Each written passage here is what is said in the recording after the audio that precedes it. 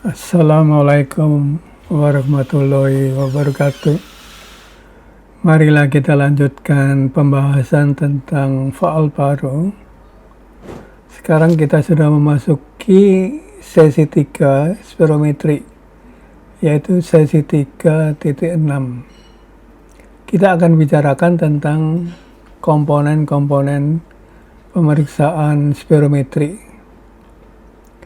Kalau menurut Motram, cukup banyak yang harus periksa, dan ini penting untuk nanti kita bisa mengambil suatu data untuk sebagai penunjang diagnostik pasien yang kita rawat. Jadi komponen ini terdiri dari vital capacity, ya, kita semua tahu. Kemudian force. Vital capacity itu tidak memakai atau tidak meminta pasien untuk melakukan suatu pemeriksaan dengan satu kekuatan yang cukup besar, ya. Tapi pada force, kita minta pasien untuk melakukan suatu manuver yang berat atau keras, ya. Inspirasi harus sampai dalam, ekspirasi juga harus sampai sekuat-kuat dan secepat-cepatnya. Kemudian kita akan bicara tentang flow. Apa itu flow? Flow itu yaitu adalah arus. Arus yang akan kita bicarakan tersendiri. Dari flow itu kita akan memperoleh kurva, yaitu yang kita sebut flow volume curve. Jadi kurva volume flow atau arus volume kurva arus volume. Kemudian selanjutnya kita akan bicarakan tentang satu alat yang sederhana, yaitu peak expiratory flow. Ini yang saya sudah tunjukkan gambarnya. Ini kita pakai kalau kita tidak punya spirometri. Meskipun ini tidak terlalu signifikan untuk dipakai, ya, atau tidak terlalu akurat, tapi kita bisa pakai karena ini sifatnya portable, murah, dan sederhana sekali. Kemudian ini yang MVV ini jarang kita lakukan. Kita melakukan suatu maximum voluntary ventilation. Ini itu maksimum kita melakukan suatu ventilasi, tapi mungkin tidak sampai semenit, ya. Karena kalau sampai semenit kita cukup capek. Jadi kita cukup bicara selama 12 detik lalu kita ekstrapolasi sampai 1 menit, berarti itu MVV, ya. Kemudian sebelum dan sesudah bronkodilator. Ini mungkin saya tidak terlalu dalam membahas ini. Jadi sekarang kita mulai dengan komponen yang pertama. Yang awal kita periksa adalah vital capacity. Ini adalah pemeriksaan kapasitas vital, tapi tidak dengan kekuatan. Jadi manuvernya cukup pelan-pelan. Justru ini yang membuat kita atau teknisi kita menjadi kurang perhatian. Kadang-kadang ini bisa salah karena pasien itu diminta untuk, atau subjek diminta untuk bernapas perlahan-lahan dan konstan. Jadi ini cukup sulit juga, ya. Nah, ini adalah kita masuk ke vital capacity, atau kalau bahasa Indonesia itu kita sebut kapasitas vital. Manuver tanpa kekuatan, ya. Jadi volume dari vital capacity ini diukur setelah kita ekspirasi pelan-pelan atau inspirasi pelan-pelan, bisa dibalik, ya. Tapi tidak dengan kekuatan. Kita bisa mulainya dengan inspirasi sampai maksimum, kemudian ekspirasi sampai maksimum, atau kita bisa ekspirasi sampai maksimum, dilanjutkan dengan inspirasi sampai maksimum. Tapi tidak dengan kekuatan dan tidak dengan satu kecepatan yang cepat, gitu, ya. Kemudian satuannya adalah liter atau mililiter.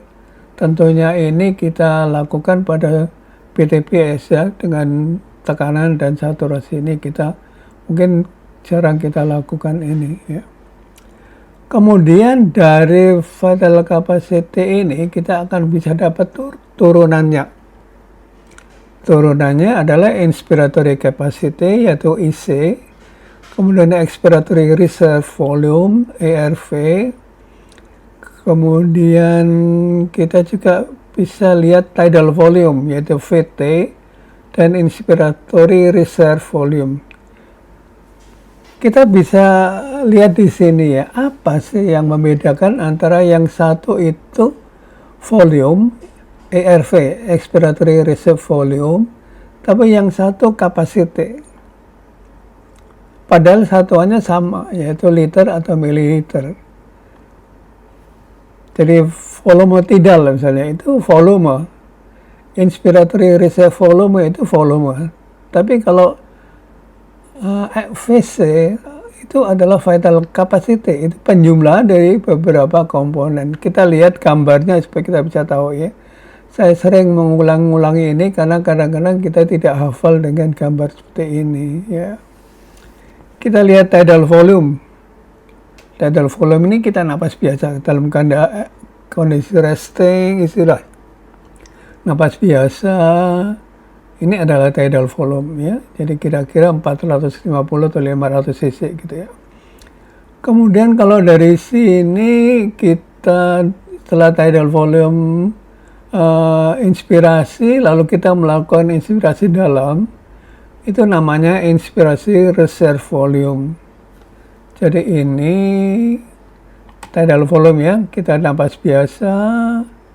Setelah sampai di sini kita napas dalam, ini namanya inspiratory reserve volume ya.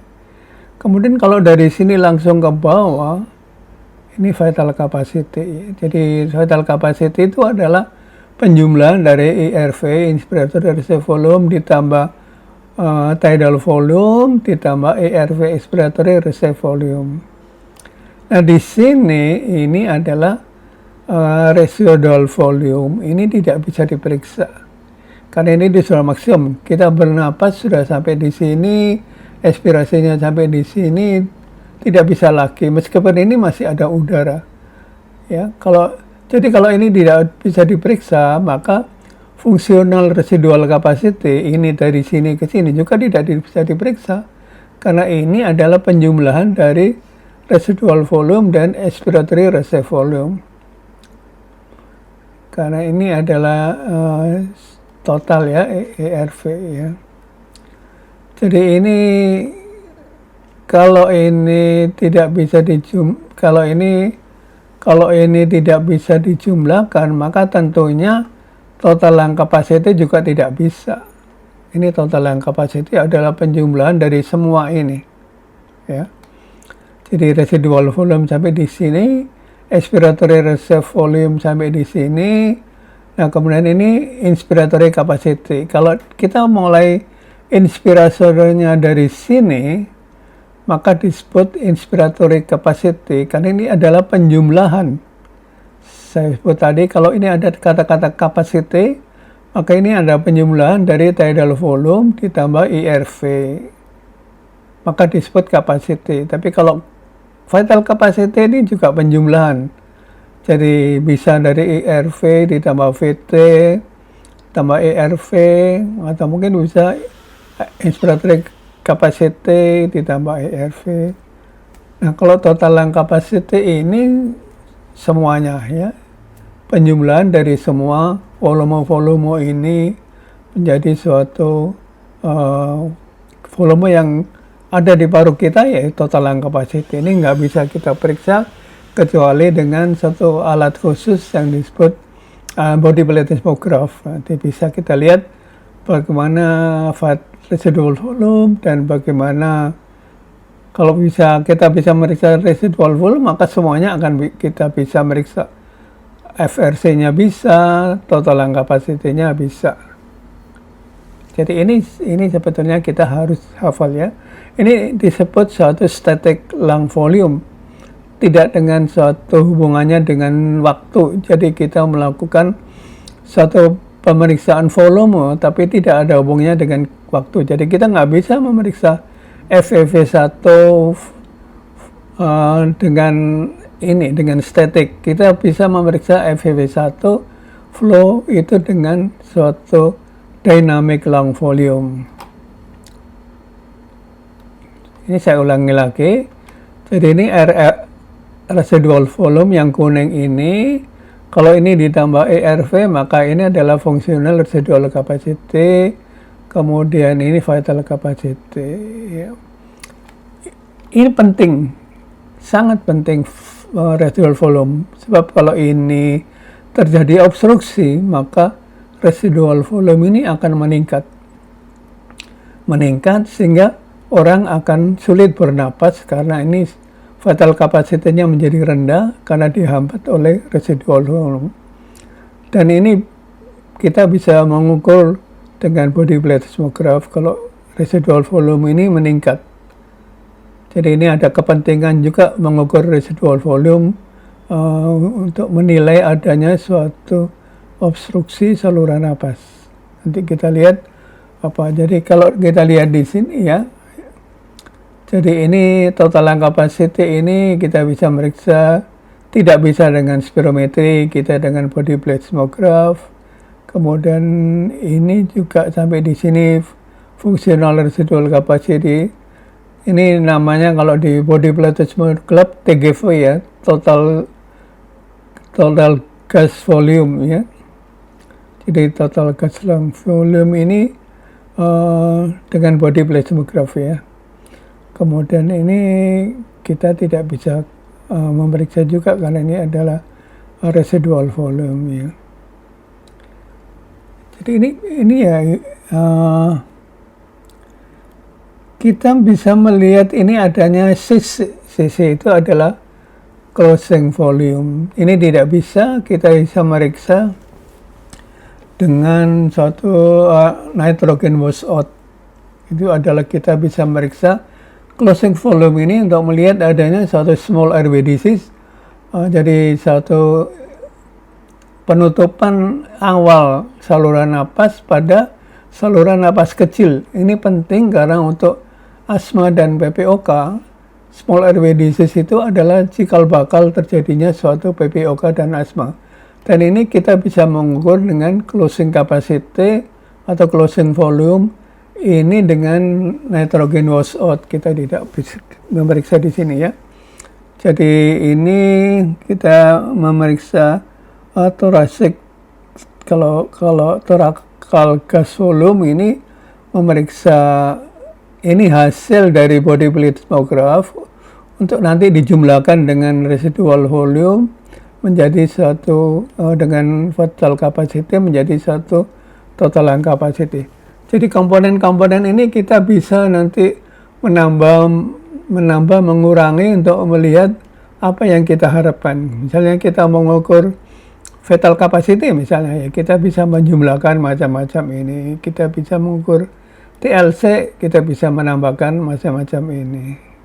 Ya, jadi namanya static volumeostatic. Makanya ini ada istilah volume, ada istilah capacity. Jadi volume itu hanya volume saja, tapi kalau capacity itu lebih dari volume yang dijumlahkan, lebih dari satu volume yang dijumlahkan.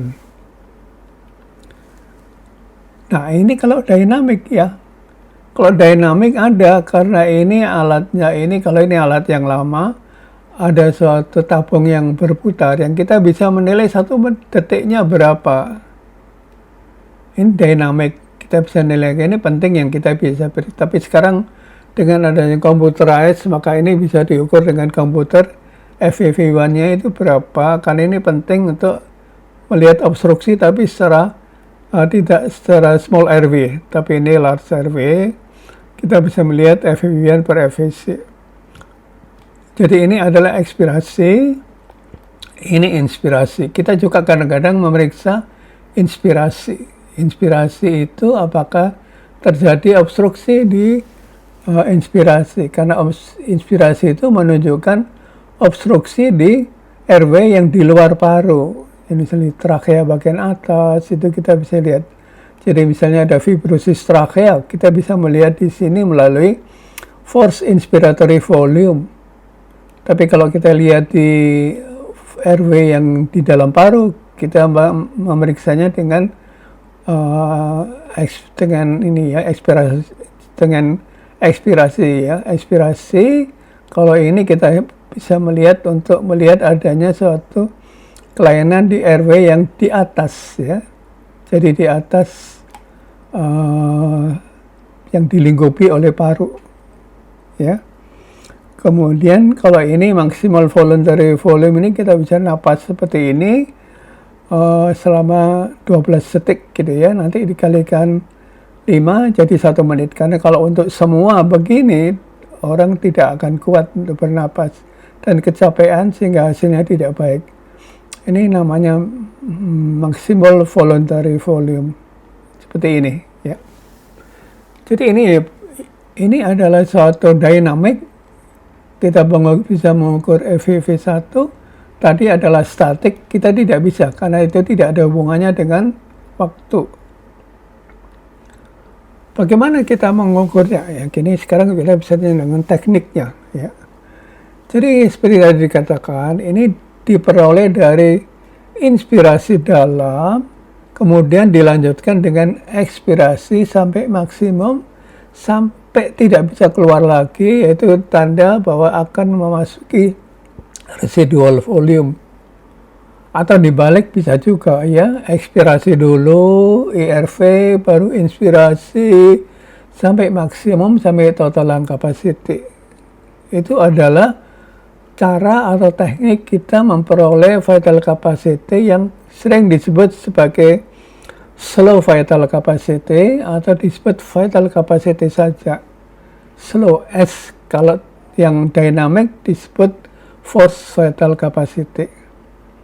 Jadi itu suatu macam manuver yang kita periksa. Kemudian yang kita juga perlu melihat, karena ini harus pemeriksaan ini dengan pelan-pelan dan konstan.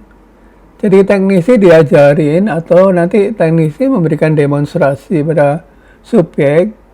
Mereka harus melakukan manuver ini dengan pelan, tapi konstan. Tidak boleh pelan lalu karena capek jadi cepat atau kuat, tidak boleh ya, pelan-pelan. Dan ini kadang-kadang orang tidak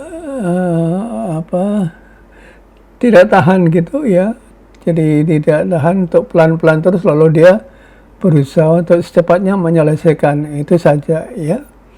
Kemudian ini dibuat grafiknya karena suatu hasil dari spirometri itu harus dites apakah acceptable atau reproducible, atau grafik ini diperlukan kalau nanti ada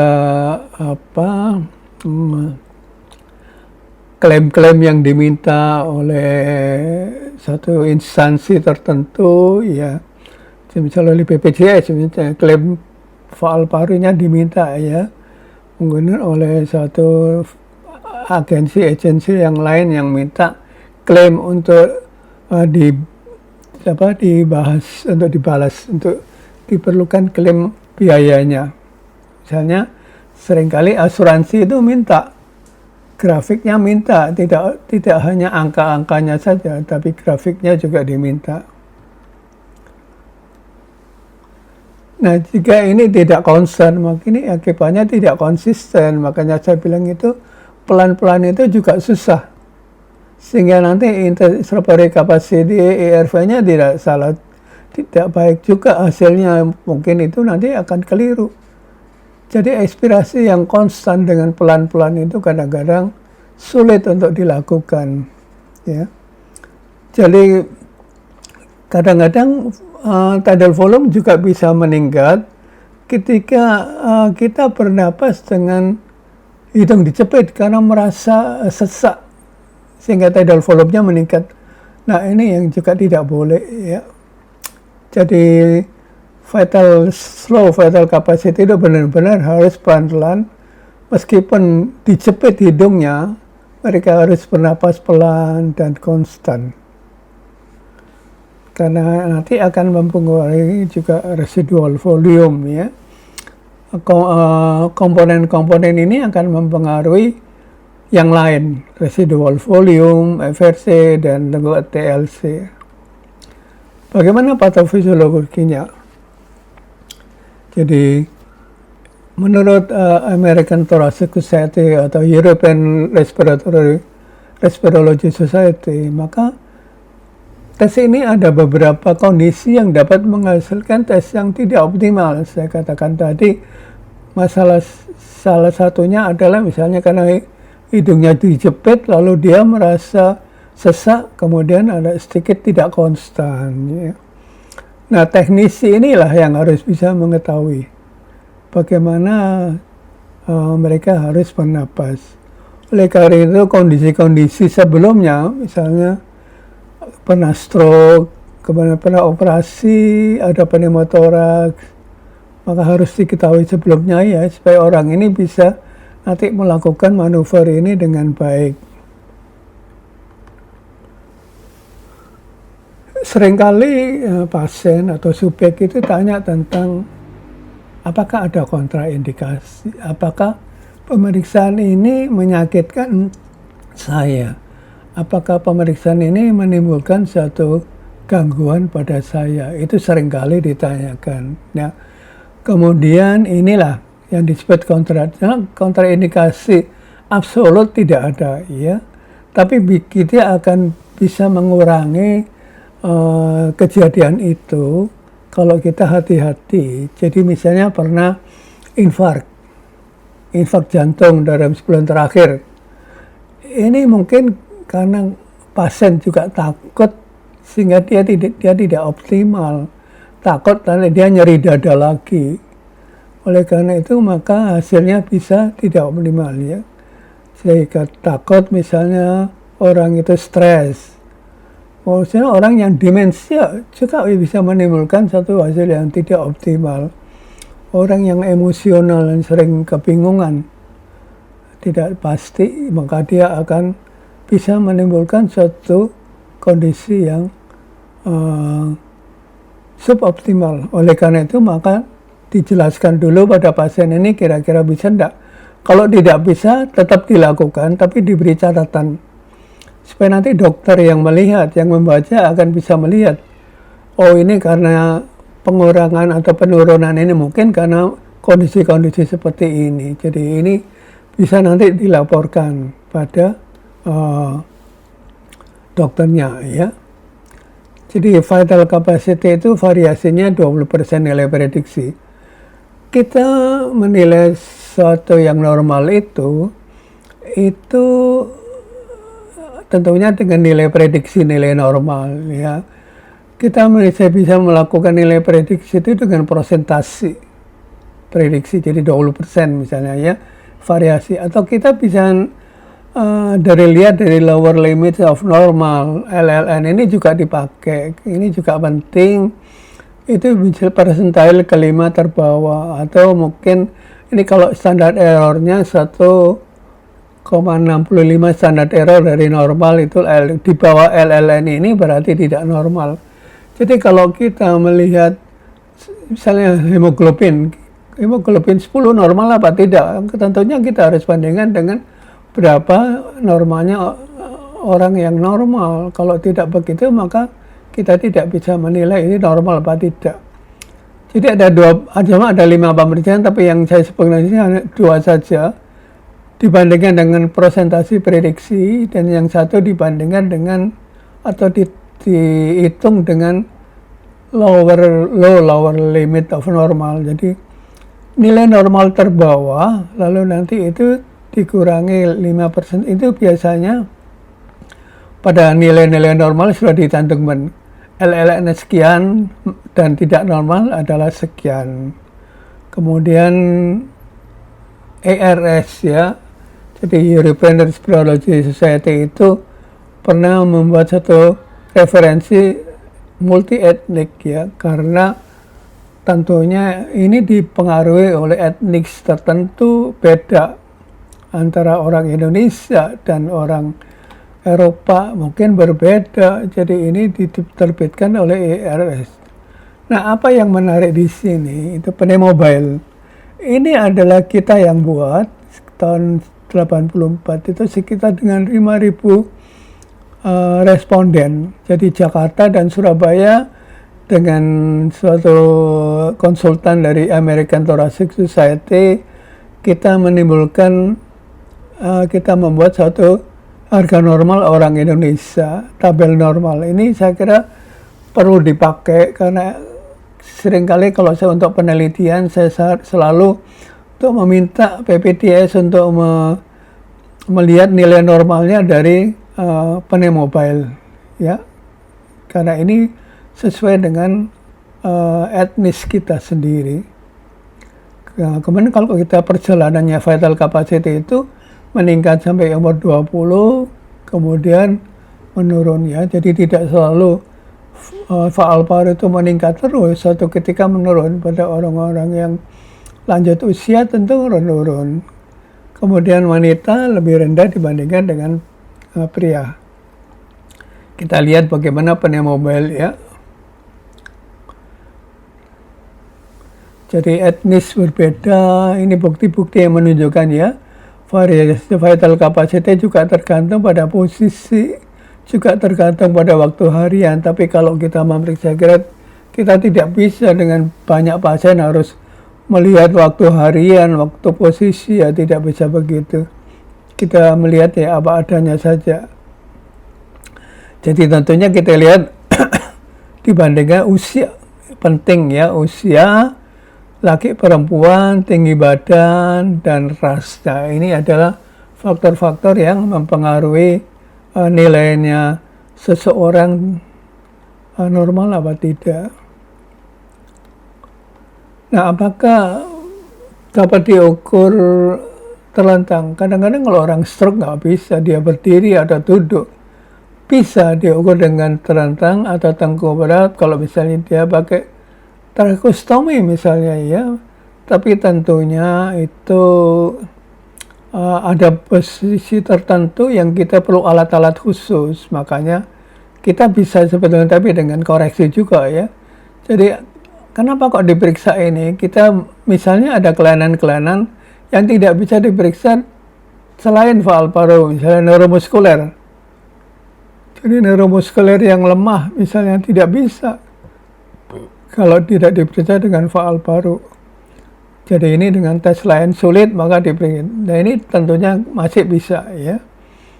Kemudian subjek-subjek yang kelainan diafragma misalnya, ya. Jadi itu biasanya ada kelainan sekitar 8% dengan disfungsi diafragma sampai 10%.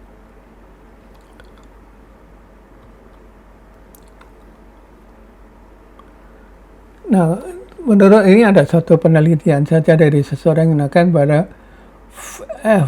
force vital capacity kurang dari 70% prediksi, itu sensitivitasnya hampir 100% untuk menilai diafragma, ya. Jadi kalau kurang dari 75%. Terus Hodgkinson ini, jadi vital capacity itu berhubungan dengan survival rate. Dari gold sekarang, yang terbitan sekarang coba dikatakan bahwa spirometri itu berhubungan dengan prognosis atau mortality seorang COPD. Jadi saya kira dari Hodgkinson ini benar, ya. Jadi vital capacity itu bukan vital capacity kalau sekarang itu spirometri itu berhubungan dengan mortality. Jadi dengan harapan hidup.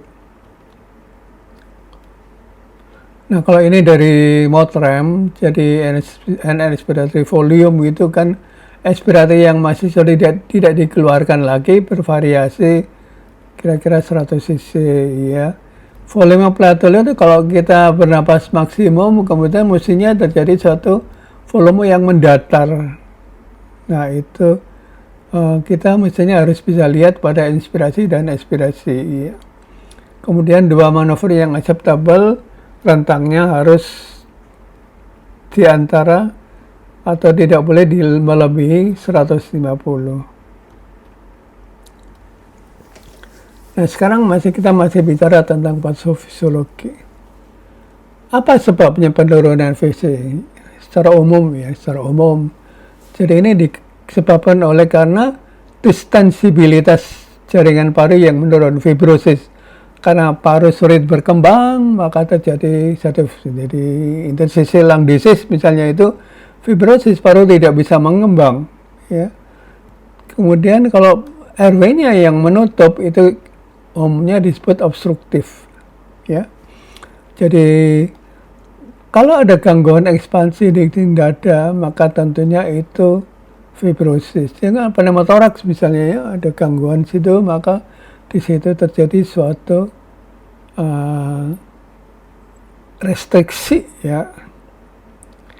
Kalau itu vital capacity berkurang, maka tentunya kita tidak bisa begitu saja menyatakan bahwa ini adalah restriksi.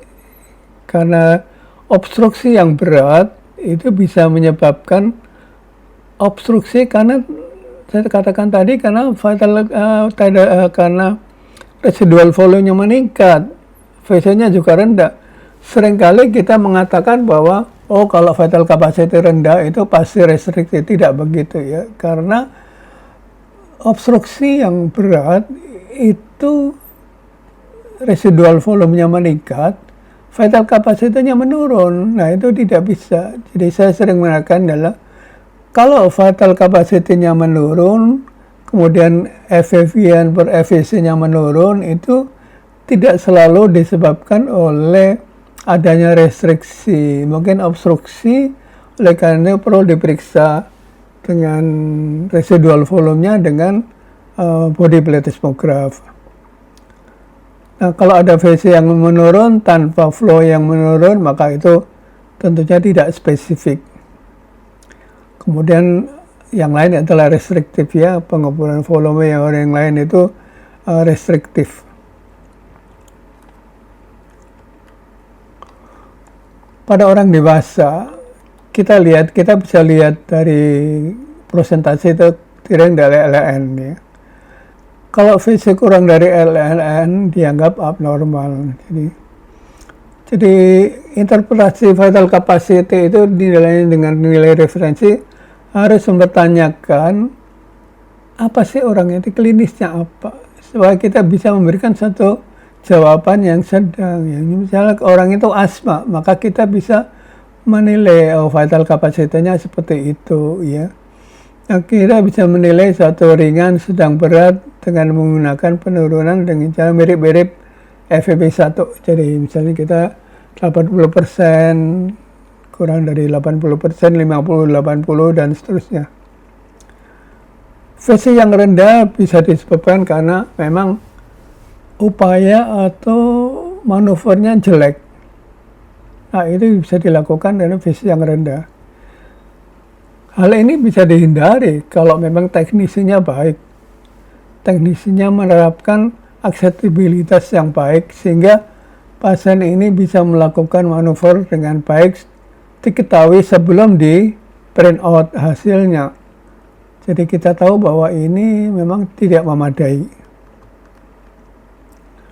Nah, di samping acceptable itu bahwa 3 grafiknya bisa diterima oleh maka bisa dipakai. Kita bisa juga melihat reprodusibilitas. Jadi reprodusibilitas itu kalau 2 manuver dilakukan, maka tidak boleh berbeda lebih dari 150, harus dekat sekali. Jadi artinya kalau diulang-ulang itu harus sama. Kalau tidak sama berarti manuvernya atau usaha orang ini untuk melakukan manuver itu tidak sama, ya. Jadi ini perbedaan reproducible, ERC, inspiratory capacity, expiratory resting volume sekitar 75% dan 25%. Biasanya kalau IC dan ERV itu paralel dengan penurunan vital capacity. Nah, sekarang tadi kita melihat ke tidal volume atau volume tidal. Kalau kita melihat volume tidal ini kan pernapasan dalam kondisi yang biasa, ya. Tapi kalau ini kondisi biasa, tapi orangnya small misalnya acidosis, maka tentunya vital capacity-nya tidak normal. Jadi terjadi satu acidosis misalnya, ya. atau alkalosis, maka tentunya tidak normal. Vital capacity ini bisa tidak normal kalau terjadi gangguan asam basa. Ya, juga terjadi gangguan karena posisi akhir inspirasi dan akhir ekspirasinya beda. Ini juga bisa berubah. Kemudian ini bisa juga saya katakan tadi ada penyakit hitung, ya, karena tidak konstan, ya. Karena pasien merasa sulit untuk bernapas hanya melalui mouthpiece saja.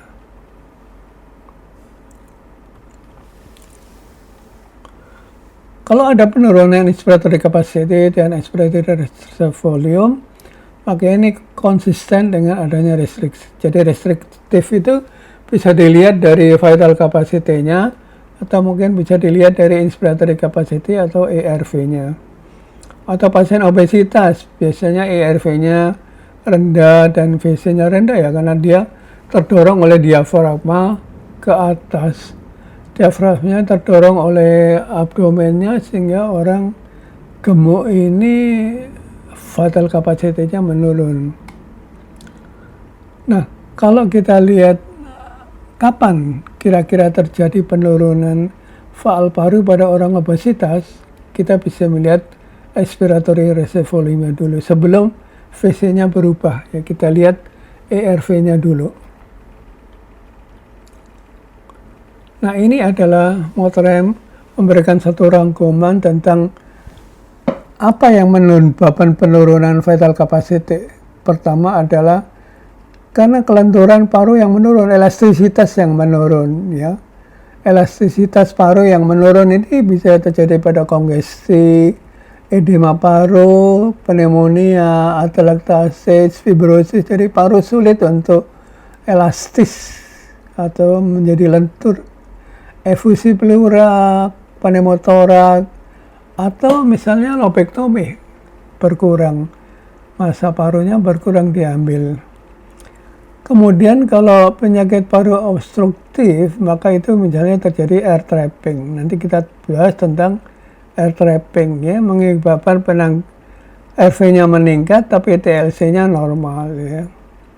Kemudian makanya ini saya bilang tadi, penurunan VC itu bukan semata-mata karena restriksi, bisa karena obstruksi, karena residual volumenya meningkat. Kemudian karena menurunnya pergerakan dinding dada, ini juga, ya, otot Guillain-Barré, myasthenia gravis itu karena dinding dadanya tidak bisa bergerak, maka tentunya vital capacity-nya menurun.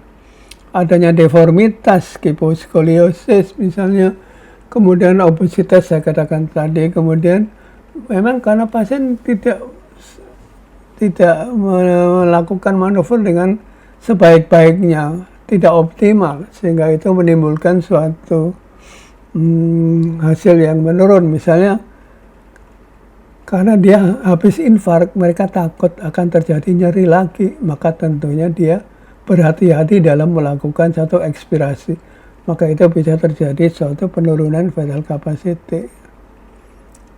Nah, kalau kita melihat suatu hasil, maka jangan dilihat dari angka-angkanya saja, ya. Kita harus melihat apakah grafiknya acceptable, apakah reproducible, kemudian apakah referensi yang kita pakai benar. Kita lihat juga alat-alatnya itu kadang-kadang beli dari mana saja, sehingga alat yang otomatis ada nilai referensi mungkin tidak benar, ya. Kita juga harus melihat nilai referensi pada alat spirometri itu diperoleh dari berapa orang. Misalnya kalau cuma hanya beberapa ratus mungkin terlalu sedikit, ya. Kemudian bagaimana tinggi badan etisnya. Kemudian kita lihat kalau interpretasi apakah VC lebih rendah predicted. Kita bisa lihat lebih rendah LLN atau mungkin persentase, ya, lebih dari kurang dari 80%. Kurang dari 80% kalau kita pakai di sini, kita pakai kurang dari 80%. Kalau LLN kita lihat dari tabelnya, ya. Nah, kalau kita lihat VC, lalu kita harus beri kesimpulan. apa yang dimaksud, apa yang menyebabkan bahwa dokter itu mengirim untuk pemeriksaan spirometri. Nah ini kita jawab, apakah mungkin VC ini berkorelasi dengan apa, mohon diperiksa ininya, mohon diperiksa apakah ada edema paru dan lain-lain. Ini kita bisa memberikan suatu advice atau saran kepada pengirim untuk bisa memeriksa yang lain.